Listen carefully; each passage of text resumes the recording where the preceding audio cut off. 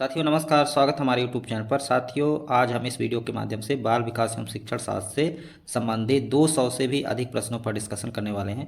तो बने रहिए वीडियो के अंत तक। यदि आप अन्य विषयों का वन लाइनर आंसर क्वेश्चन जैसे कि मैथ शिक्षण शास्त्र या हिंदी शिक्षण शास्त्र का वन लाइनर आंसर क्वेश्चन चाहते हैं तो हमारे चैनल को सब्सक्राइब कर लीजिए, साथ ही बेल आइकन को दबा लीजिए ताकि सबसे पहले जानकारी आपको मिले। साथियों तो चलिए बिना देर किए शुरू करते हैं। साथियों पहला सवाल है, सामाजिकरण की प्रक्रिया में कितने चरण होते हैं? तो सामाजिकरण प्रक्रिया में 3 चरण होते हैं। समाज के नियमों को सीखना, समाज के नियमों के अनुरूप व्यवहार करना, सामाजिक आवृत्ति का विकास। चलिए अगला क्वेश्चन देखते हैं। शिशु के मस्तिष्क का वजन कितना होता है? तो शिशु के मस्तिष्क का वजन होता है 350 ग्राम। इसका सही जवाब है। चलिए अगला प्रश्न देखते हैं। स्वस्थ मनुष्य के मस्तिष्क का वजन कितना होता है? तो स्वस्थ मनुष्य के मस्तिष्क का वजन होता है 1400 ग्राम। अगला प्रश्न है, 4 से 6 माह में बालक का वजन लगभग कितना हो जाता है 6 माह में? तो 6 माह में बालक का वजन जन्म के समय के वजन का दुगना हो जाता है। साथियों अगला प्रश्न है, 1 वर्ष में बालक का वजन कितना हो जाता है? तो 1 वर्ष में बालक का वजन के समय का 3 गुना हो जाता है। अगला प्रश्न है, जन्म के समय किसकी लंबाई अधिक होती है? तो साथियों जन्म के समय लड़कों की लंबाई लड़कियों की लंबाई की तुलना में अधिक होती है। चलिए अगला प्रश्न देखते हैं। जन्म के समय बालक एवं बालिका की लंबाई लगभग कितनी होती है? तो देखिए यहाँ पर लगभग बालक की लंबाई 20 इंच है, वहीं बालिका की लंबाई लगभग 19.5 इंच होती है। चलिए अगला प्रश्न देखते हैं। मानव के अस्थायी दांत दूध के दांत कितने होते हैं? मोस्ट इंपॉर्टेंट क्वेश्चन है। तो मानव के जो दूध के दांत होते हैं वो 20 होते हैं। चलिए अगला प्रश्न देखते हैं। मानव के स्थायी दांत कितने होते हैं? तो मानव के स्थायी दांत 12 होते हैं। साथियों चलिए अगला प्रश्न देखते हैं। किशोरावस्था में कितने दांत आते हैं? तो किशोरावस्था में 4 दांत आते हैं। साथियों चलिए अगला प्रश्न है, बुद्धि का संज्ञानात्मक सिद्धांत किसने दिया है? तो बुद्धि का संज्ञानात्मक सिद्धांत जीन पियाजे ने दिया है। अगला प्रश्न है साथियों, बुद्धि का संवेगात्मक विकास का सिद्धांत किसने दिया है? तो गोलमैन ने दिया है। चलिए अगला प्रश्न है, बुद्धि का संरचना सिद्धांत किसने दिया है? तो आइजैक ने दिया है। अगला प्रश्न है, किशोर की सबसे नाजुक एवं संवेदनशील समस्या क्या होती है? तो किशोर की सबसे नाजुक एवं संवेदनशील समस्या होती है यौन संबंधी समस्या। अगला प्रश्न है, मानव विकास की किस अवस्था के बाद व्यक्ति परिपक्व हो जाता है? तो इसका सही जवाब है किशोरावस्था के बाद। अगला प्रश्न है, शिक्षण की विभिन्न विधियों के प्रयोग के लिए कौन सी अवस्था सर्वाधिक उपयुक्त है? तो इसका सही जवाब है बाल्यावस्था। अगला प्रश्न है, मैं कौन हूँ, मैं क्या हूँ आदि जैसी प्रबल भावनाएं बालक के विकास की किस अवस्था की सूचक होती है? इसका सही जवाब है किशोरावस्था। अगला प्रश्न है, विकास कभी ना समाप्त होने वाली प्रक्रिया है, यह विचार किस सिद्धांत से संबंधित है? तो यह निरंतरता का सिद्धांत से संबंधित है। अगला प्रश्न है, शिक्षा मनोविज्ञान एक विज्ञान है? तो, तो ये मानव व्यवहार का विज्ञान है। अगला प्रश्न है साथियों, विकास प्राणी में प्रगतिशील परिवर्तन है जो निश्चित लक्ष्यों की ओर निरंतर निर्देशित होता रहता है, यह कथन किसका है? तो यह कथन है ड्रेवर का। अगला प्रश्न है, शरीर में सबसे लंबी हड्डी का नाम क्या है? तो शरीर में सबसे लंबी हड्डी होती है फीमर की हड्डी, जो जांघ में होती है। फीमर की हड्डी ये सही आंसर है इसका। अगला प्रश्न है, शरीर में सबसे छोटी हड्डी का नाम क्या है? तो स्टेपीज, जो कान में होती है। अगला प्रश्न है, शरीर में सबसे मजबूत हड्डी का नाम क्या है? तो मंडीबल, जो जबड़े में होती है। अगला प्रश्न है साथियों, जन्म के समय नवजात शिशु की त्वचा का रंग कैसा होता है? तो इसका सही जवाब है हल्का गुलाबी। अगला प्रश्न है, इसमें एक नोट है साथियों, 15 दिन के बाद त्वचा स्थायी रंग को प्राप्त कर लेती है। ये भी एक मोस्ट इम्पोर्टेंट पॉइंट है कि जन्म के समय कितने दिन बाद त्वचा स्थायी रंग रूप प्राप्त कर लेती है? तो 15 दिन बाद। अगला प्रश्न है, नवजात शिशु कितने घंटे सोता है?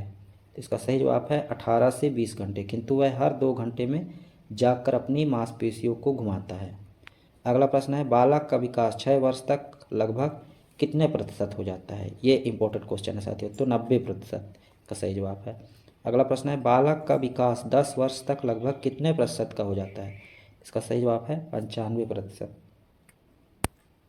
अगला प्रश्न है, बालावस्था में बालक की हड्डियां कितनी होती है? तो बालावस्था में बालक की हड्डियों की संख्या 270 से 350 तक हो जाती है।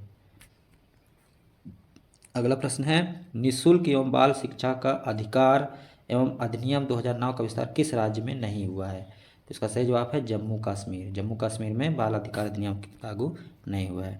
अगला प्रश्न है शिक्षा का अधिकार 2009 के तहत निजी विद्यालय को कितने प्रतिशत सीट आरक्षित करना अनिवार्य होगा? तो इसका सही जवाब है 25%। चलिए अगला प्रश्न देखते हैं, बालकों का भाषाई विकास का क्रम क्या है? तो इसका सही जवाब है बालकों का भाषाई विकास का क्रम रोना, बबलाना, हाव भाव, 3 क्रम है। चलिए अगला प्रश्न देखते हैं, बालक सबसे पहले क्या बोलता है? तो बालक सबसे पहले व्यंजन बोलता है, वह सबसे पहले माँ शब्द बोलता है। चलिए अगला प्रश्न देखते हैं, बालक सबसे पहले किसकी भाषा को पहचानता है? तो बालक सबसे पहले अपनी माँ की आवाज़ को पहचानता है, इसे ही मातृभाषा कहते हैं। अगला प्रश्न है, बालक किस उम्र में वाक्य द्वारा अपनी बात को कह पाता है? तो इसका सही जवाब है 5 वर्ष की उम्र में। बच्चे का सबसे पहले भाषा का ज्ञान कहाँ से होता है? तो बच्चे को सबसे पहले भाषा ज्ञान अपने परिवार से होता है। अगला प्रश्न है, 6वीं कक्षा पढ़ने वाला बालक का शब्द भंडार लगभग कितना होता है? तो 50,000 शब्दों तक होता है। अगला प्रश्न है, 10वीं कक्षा पढ़ने वाले बालक का शब्द भंडार लगभग कितना होता है? तो 80,000 शब्दों का होता है। अगला प्रश्न है, लड़का एवं लड़कियों में से किसका शब्द भंडार अधिक होता है? तो लड़कियों का शब्द भंडार अधिक होता है।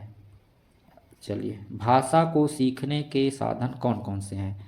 तो भाषा को सीखने के निम्न साधन हैं, देखिए यहाँ पर, अनुकरण द्वारा, खेल खेल विधि द्वारा, कहानी सुनकर, वार्तालाप द्वारा, प्रश्नोत्तरी विधि द्वारा से भाषा को सीखा जा सकता है। चलिए अगला प्रश्न देखते हैं, लड़कियां संकेतों द्वारा बात करना किस उम्र तक सीख जाती हैं? तो इसका सही जवाब है 6 वर्ष की उम्र तक। अगला प्रश्न है, भाषा के विकास को प्रभावित करने वाले कारक कौन कौन से हैं? तो भाषा को विकास को प्रभावित करने वाले कारक में जैसे कि यहाँ पर देखिए, लिंग, बुद्धि, स्वास्थ्य, जनसंचार का माध्यम, सम समूह का प्रभाव, सामाजिक आर्थिक स्थिति, पारिवारिक संबंध, विद्यालय, आड़ पड़ोस के वातावरण का प्रभाव आदि, है ना। अगला प्रश्न है, मनुष्य और पशु में मुख्य अंतर क्या है? तो बुद्धि का। अगला प्रश्न है, बुद्धि का सबसे पहले परिभाषित किसने किया था? तो बुद्धि को सबसे पहले परिभाषित यूनान के दार्शनिक ने किया था। अगला प्रश्न है, आधुनिक काल में बुद्धि को सबसे पहले किसने समझाया?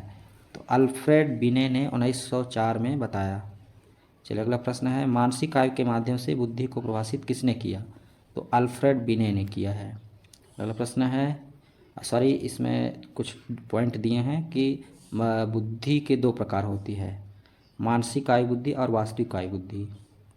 चलिए अगला प्रश्न देखते हैं, अल्फ्रेड बिने किस देश के निवासी थे? तो फ्रांस के थे। अगला प्रश्न है, अल्फ्रेड बिने किस विषय के प्रोफेसर थे? मनोविज्ञान के। बुद्धि का एक कारक सिद्धांत किसने दिया है? अल्फ्रेड बिने ने दिया है, उनके सहयोगी हैं स्टर्न, टर्मन, साइमन। अगला प्रश्न है, बुद्धि के 2 कारक सिद्धांत किसने दिया है? तो स्पीयर मैन ने। अगला प्रश्न है, बुद्धि के 2 कारक सिद्धांत कौन कौन से हैं? तो बुद्धि के 2 कारक सिद्धांत है जी कारक सिद्धांत, एस कारक सिद्धांत। चलिए अगला प्रश्न देखते हैं, गणित का सीखा हुआ ज्ञान भौतिक विज्ञान सीखने में सहायक होता है, यह कौन अधिगम स्थानांतरण है? तो इसका सही जवाब है धनात्मक स्थानांतरण। अगला प्रश्न है, शैक्षिक समस्याओं का सर्वोत्तम साधन हो सकता है समूह परिचर्चा द्वारा, समूह परिचर्चा द्वारा। अगला प्रश्न है, स्थानांतरण में समानीकरण का सिद्धांत किस शिक्षा मनोविज्ञान ने प्रस्तुत किया है? तो इसका सही जवाब है, sorry my mistake, CH food ने किया है। चलिए अगला प्रश्न देखते हैं साथियों, मस्तिष्क द्वारा अपने स्वयं की क्रियाओं का निरीक्षण किस विधि द्वारा किया जाता है? तो आत्मनिरीक्षण विधि। अगला प्रश्न है, निर्देशन का क्या अर्थ है? तो छात्रों को अपनी समस्या सुलझाने हेतु सहायता देना। अगला प्रश्न है, बच्चों में बौद्धिक विकास की 4 विशिष्ट अवस्थाओं की पहचान की गई है, किसके द्वारा की गई है? पियाजे के द्वारा। विकास कभी न समाप्त होने वाली प्रक्रिया, यह विचार किससे संबंधित है? तो निरंतरता का सिद्धांत संबंधित है। प्राथमिक स्तर पर एक शिक्षक में निम्न में से किसे सबसे महत्वपूर्ण विशेषता मानना चाहिए? तो धैर्य और दृढ़ता को।